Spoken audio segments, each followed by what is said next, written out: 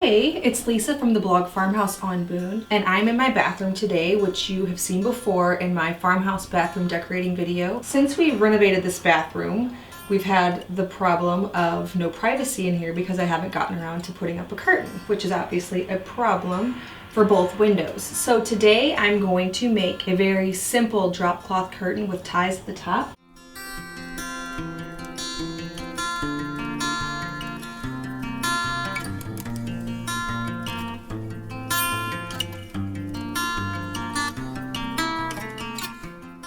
I purchased this tension rod. So I was originally thinking I would do kind of more of a, I think they call it a cafe curtain, about halfway up here on the window. But I think I'm actually going to carry it a little bit higher because when my husband is showering, he will be visible from the window. So it's actually going to go closer to the top. And I want to make little ties. But I'm going to make it with drop cloth so that some of the seams will already be in place, which will make it really simple to do. And then I'm going to also make one for the other window. But I can't wait to show you the process.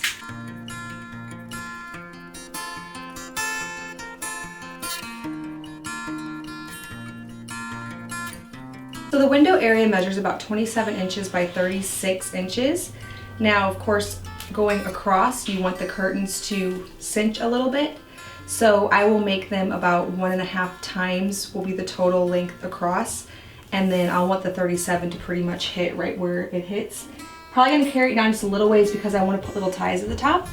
So I'm gonna have to factor that into my measurements. I cut out 2 panels 20 inches wide by 36 inches long. Now normally when cutting length you want to allow for a lot of seam allowance, but I also knew that the ties would add some to the length. And I didn't want the curtains to go too beyond the window so that they wouldn't get into the tub or anything like that. So I went ahead and stuck with the 36-inch length.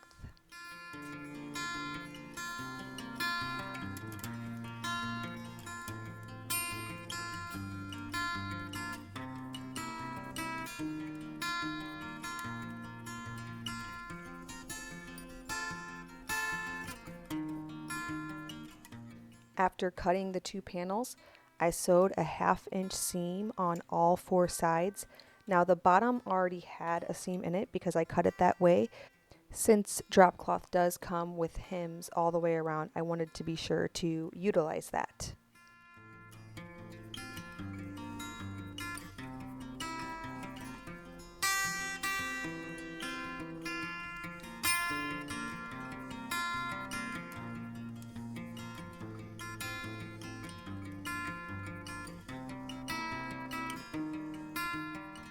Next, I took an entire package of 1/4 inch double fold bias tape in the color Oyster, and I sewed all the way down the long edge.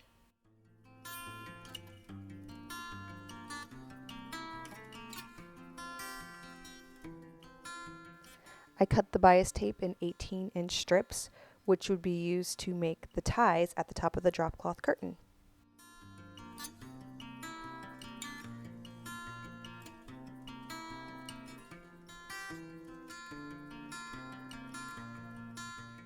I folded 2 of the 18-inch pieces in half and sewed them on the outside.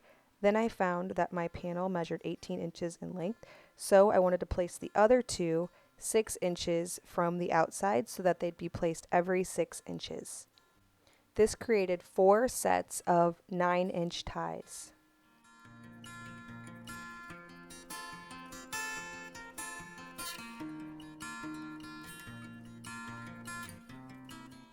I went ahead and sewed the middle ties in place.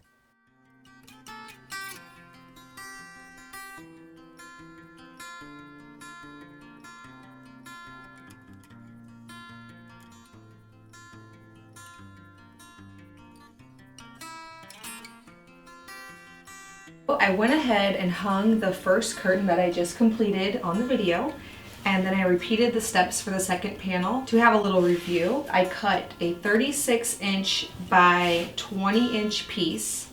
I hemmed all 4 sides. The bottom was already hemmed because that's how I cut the drop cloth to use the hemmed edge. This one had a side hem, the other one did not, so I had to hem the side on that one. I kept it at 36 inches even though my window was 36 because I didn't want the curtains in this particular case to hang too far past the window or past it at all really. It's just to close whenever we are taking a shower. Obviously, I don't really want to block any natural light. I kind of hate putting up a curtain at all, but it's necessary. So after hemming all 4 sides, I just took some thin double fold bias tape, which I will link in the description box below, and sewed all the way down the long edge and just used that as my ties. Made it really, really simple because they already did the work of folding in the raw edges and ironing them all in. All I had to do was sew them and then sew them right on. So that's just a great way to add ties to any project. I use bias tape for pillow covers, curtains like this, the back of slip covers.